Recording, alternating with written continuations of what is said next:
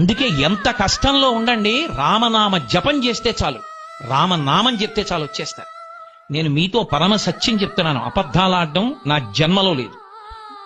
మహానుభావుడు కంచికామకోటి పీఠాధిపత్యం వహించినటువంటి ప్రాతస్మరణీయులు చంద్రశేఖరేంద్ర సరస్వతి మహాస్వామి వారు చెప్తుండేవారు, ఎంత కష్టంలో ఉన్నా సరే మకుటధారణ సర్గ పారాయణ చేస్తే మాత్రం వెంటనే బయటికి వచ్చేస్తాడని.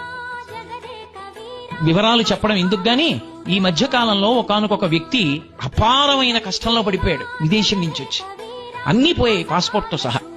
ఏం తెలియాలో తెలియనటువంటి స్థితిలో నా దగ్గరికి వచ్చి, గురువుగారు ఏం చేయమంటారని అడిగాడు. మకుటధారణ సర్గ చదువుకోండి అన్నాను.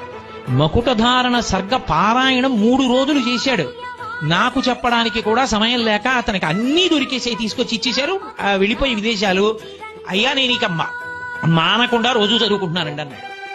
రామాయణంలో ఒక్కొక్క సర్గకంతంత శక్తి ఉంది.